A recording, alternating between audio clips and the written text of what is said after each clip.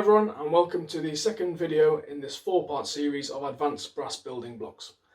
My name is Band Lance Corporal Matthew Fletcher.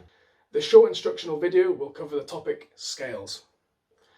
Now, scales are sometimes considered either too boring to learn or too difficult to learn, but in reality they form the foundations of all music, and once you've understood them and learned them, you'll see your playing improve in all areas.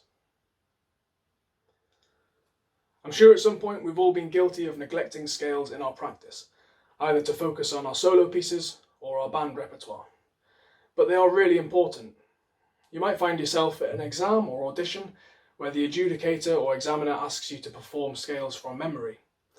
If you can't do this, not only is it embarrassing, but it tells the examiner that you don't know them or understand them fully. Also in music, we are either moving in a stepwise motion between notes, or we're playing music in intervals and leaps. When we're playing in a stepwise fashion, this resembles some form of scale, and when we're playing in leaps and intervals, this is more like an arpeggio. So naturally, by learning our scales and arpeggios, we are preparing ourselves for more eventualities in the music. To elaborate a bit further, albeit in basic terms, if you learn the scale of C major, you'd know all the notes you'd expect to see in a diatonic passage of music in the key of C major.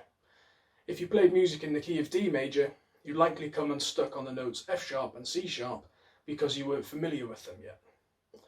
Most of the music we tend to play is in friendly keys of up to 4 flats or 4 sharps. If you're not familiar with all of your scales, you might struggle to play music in keys such as F sharp major or C sharp minor. Of course, we can isolate the tricky passages and learn them separately until they're perfect, but by already having this good knowledge and understanding of scales, we won't have to do this as often. Here is a simple scale study that I would use regularly in my practice to help me learn my scales.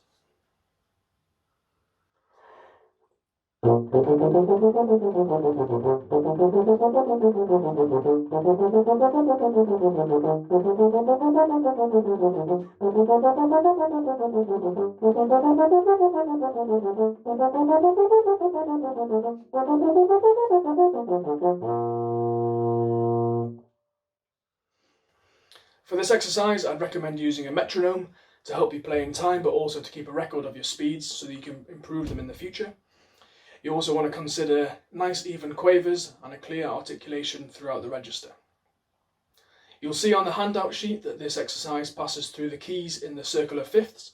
This is also something I do in my practice just to help solidify the relationship between the keys in the circle of fifths.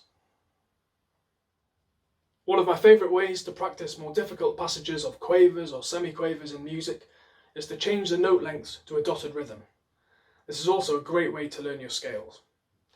With reference to the scale pattern we did earlier, I would practice this in 2 different ways.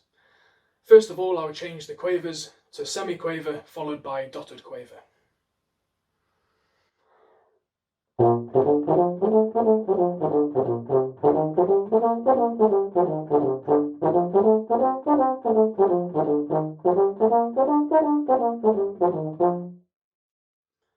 The other way is simply to reverse this pattern.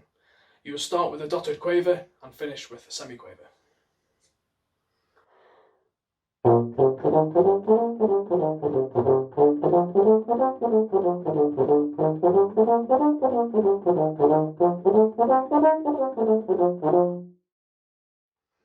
The benefits of doing this are increasing the coordination between the fingers and the tongue, and also allowing the fingers to become more accustomed to the muscle memory in each scalic pattern.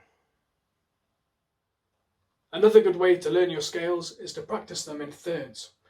There are many different ways to do this, but a good place to start would be doing 2 octaves in each key. It would sound something like this.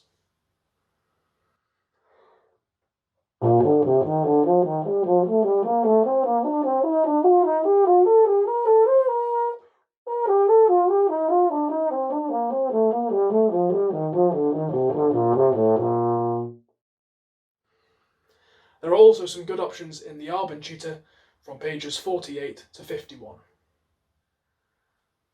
All of these exercises can of course be used to practice our harmonic and melodic minor scales, and they are there in the handout for you to have a look at as well. When I was younger, I only really practiced scales for my graded exams and didn't understand their importance. But now I've grown as a musician, it's really clear to see in how many different ways we can benefit from them. Whether that be your finger dexterity, or control of sound, or familiarity in different keys, or even concentration. They are the foundation of each instrumentalist's technique, and they open the door for harder repertoire. So all that's left for me to say now is happy scales practicing, and I'll see you in video 3, where we'll have a look at dexterity and alternate fingerings.